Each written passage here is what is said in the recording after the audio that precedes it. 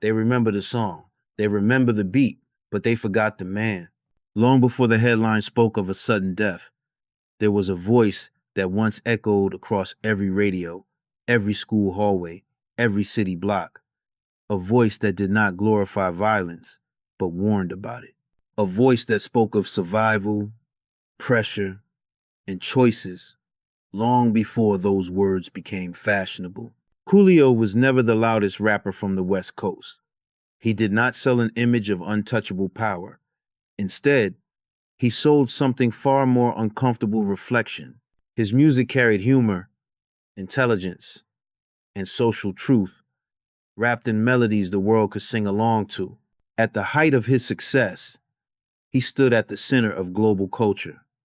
Grammys, #1 records, a song that crossed borders, languages, and generations. And yet, years later, he would be found alone on a bathroom floor, his story reduced to speculation and silence. Just weeks before his death, Coolio spoke openly about secrets in the music industry, about money, about power, about things he said he was no longer afraid to expose. So the question lingers, not shouted, but whispered. What happens when a voice that once warned the world decides to speak again? He was born into instability, but raised on discipline. Coolio entered the world on the 1st of August 1963 in Los Angeles, California. His early childhood was shaped by absence. After his parents divorced, his father was sent to prison, leaving his mother to raise the family alone. Not long after, they moved to Compton, a place where survival often mattered more than potential. From a young age, Coolio suffered from severe asthma. Hospital visits were frequent. Breathing was never something he took for granted. While other kids played outside, he spent long hours indoors. His mother, determined to keep him focused and out of trouble, sent him to the library. Books became his escape. Words became his protection. He read constantly, so much that he skipped a grade. Teachers recognized his intelligence early. He later recalled being one of the smartest students in his elementary school, but intelligence did not shield him. Being younger, smaller, and academically advanced made him a target. Bullying followed him daily, especially after jumping from 5th grade straight into 7th. Music arrived quietly but changed everything. Around the age of 12, he was introduced to hip-hop through neighbors from New York. They brought tapes, records, and a different energy. House parties filled with beats and rhymes opened a door he didn't know existed. He began writing, then rapping. At first, it was play. Then it became identity. His original rap name was Boo Daddy, taken from a childhood nickname his family used. But one joke changed that. While messing around with friends, someone compared him to Spanish singer Julio Iglesias. The name stuck. Eventually, it shortened to Coolio. As his home life deteriorated, the streets pulled harder. After his mother lost her job and began drinking heavily, structure disappeared. The bullying intensified. For protection, he joined a gang. What began as self-defense quickly turned into survival crimes, armed robberies for food and money. At one point, he took the blame for a crime committed by a friend and spent 10 months in juvenile detention. Then came the moments that changed him forever. He witnessed his first murder in a school bathroom. Later, he saw a second, a brutal beating carried out with a hammer. He became physically ill watching it. That was when he walked away from gang life. But escape did not mean safety. Crack cocaine flooded the community. His mother became addicted. Soon after, so did he. What started as marijuana mixed with cocaine turned into full addiction. He later said the first time he smoked crack alone, he was hooked instantly. The turning point came unexpectedly. One argument, one crack pipe, one realization that his life had narrowed to nothing. To survive, he left. Sent by his mother, he moved to Northern California to live with his father, newly released from prison. There, away from easy access to drugs, He enrolled in community college.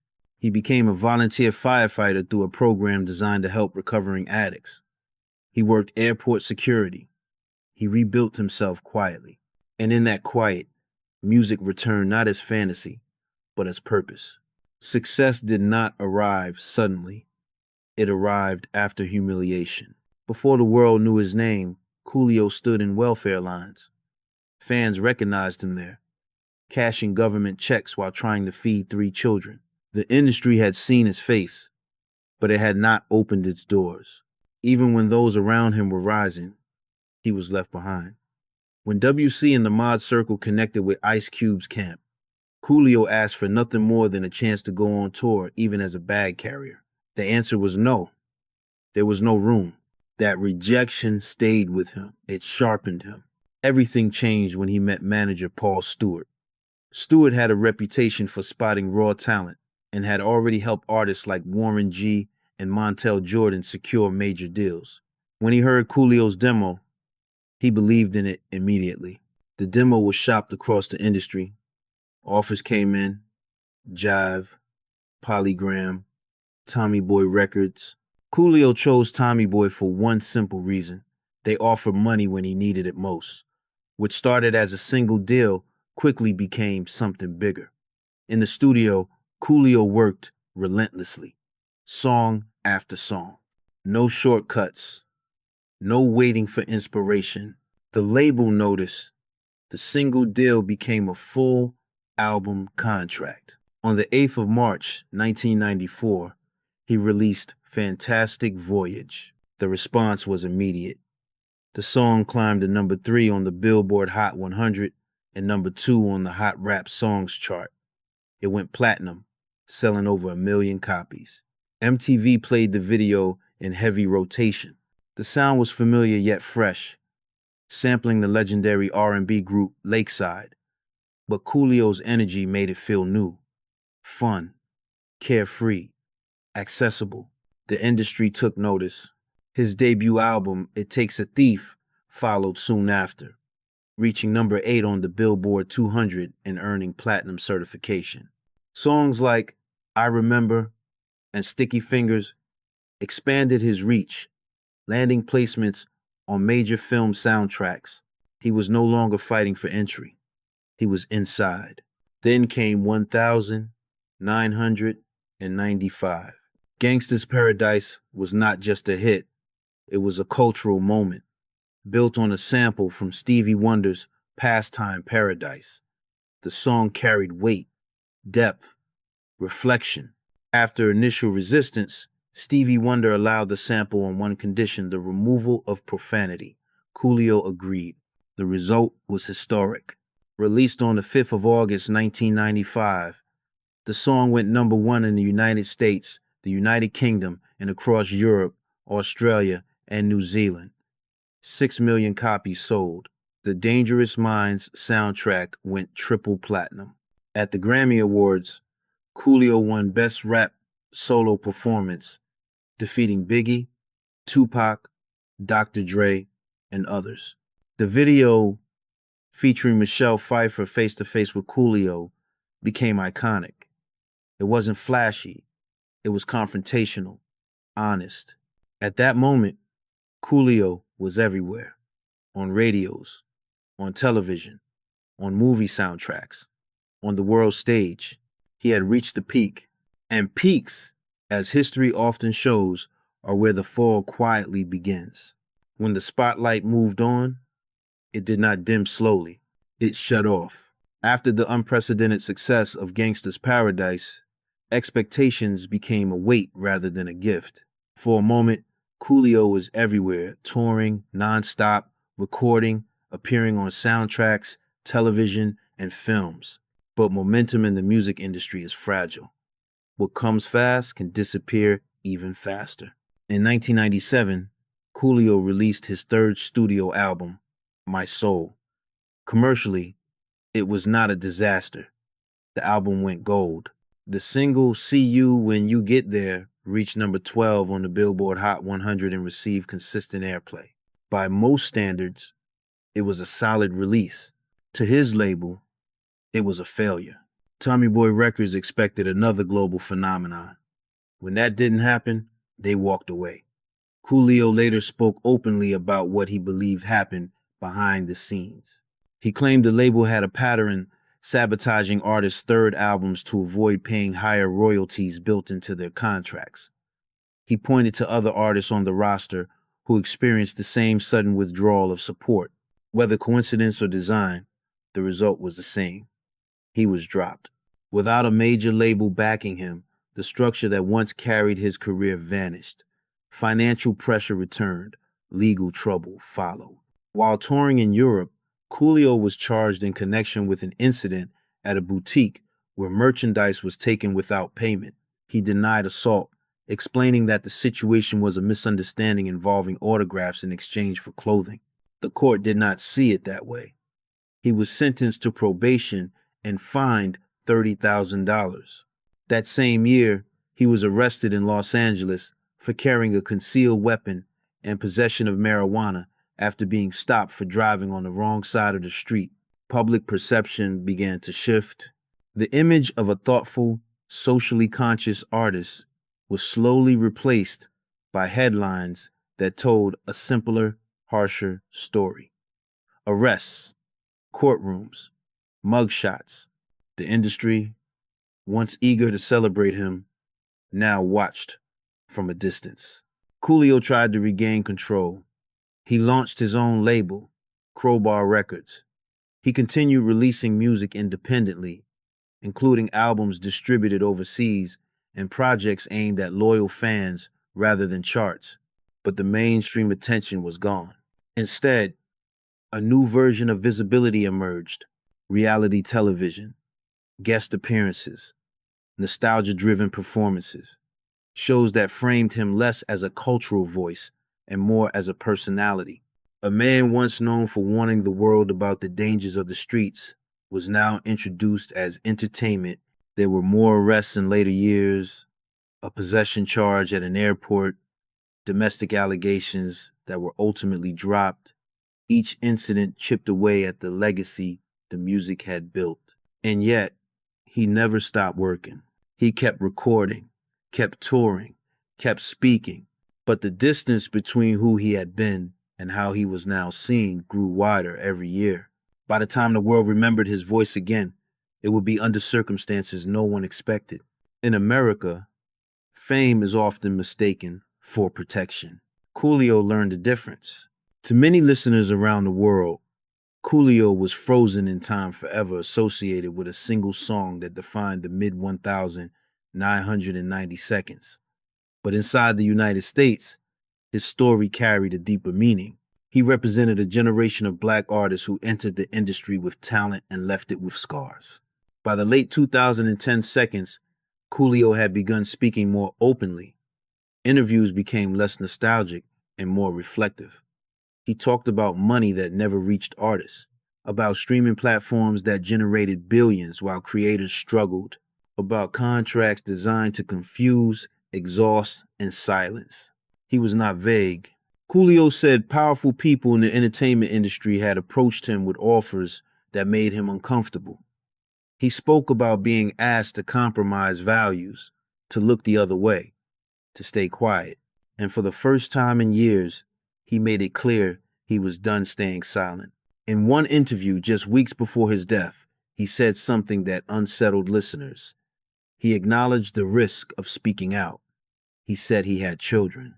He admitted fear not for himself, but for what might happen if he went too far. And then he added a sentence that would later circulate widely online. If something happens to me, he said, then everything I was talking about was true. Outside the U.S., fans viewed these comments with caution. Some dismissed them as frustration from a veteran artist navigating a changed industry. Others saw them as a familiar pattern. Voices that challenge powerful systems often fade quietly. Within America, particularly among black artists and independent creators, his words landed differently. They echoed long-standing conversations about ownership, exploitation, and the cost of resistance. Coolio was no longer speaking as a superstar. He was speaking as a survivor. He began calling for unity, encouraging artists to come together, to question streaming models, to demand transparency. It was not a loud movement, it was a warning. And then, without resolution, the voice stopped. The industry moved on quickly. Social media mourned. Headlines summarized. But the questions he raised remained unanswered. In a country built on freedom of speech, Coolio's final message was not a demand, it was a reminder. Truth, once spoken, does not disappear just because the speaker does. On the 28th of September, 2022, the voice went quiet. Coolio was visiting a friend in Los Angeles when he went into the bathroom and did not return. When the door was finally opened, he was found lying on the floor. Paramedics arrived, but it was already too late. He was pronounced dead at the scene. There were no drugs found, no paraphernalia. Authorities suggested cardiac arrest. Those close to him pointed to a lifetime of severe asthma, a condition that had sent him to hospitals repeatedly as a child and followed him onto stages as an adult. He often carried inhalers. Sometimes he needed them mid-performance. The official explanation was brief, clean, final. But timing has a way of complicating silence. Just weeks earlier, Coolio had been speaking openly about power, about money, about artists being exploited by systems too large to challenge alone. He talked about streaming platforms and missing royalties, about being approached by people who wanted him quiet. He never named names. He never made accusations without context. He simply spoke. Some believe that is all it takes to become inconvenient. Others see only coincidence, a body worn down by years of stress, illness, and survival.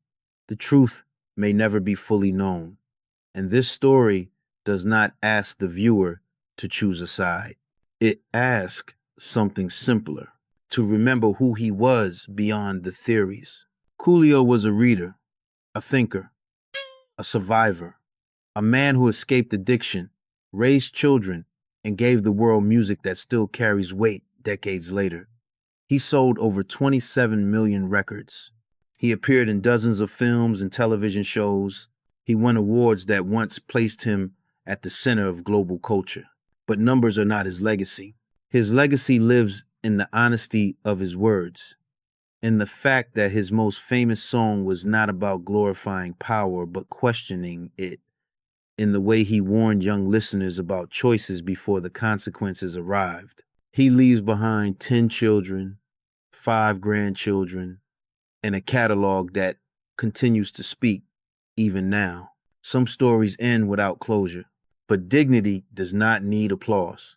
If this story made you pause, if it reminded you of someone whose voice mattered, share your thoughts below. We read every comment. And if you believe stories like this deserve to be told with care, consider subscribing. Because silence is easy. Remembering takes effort.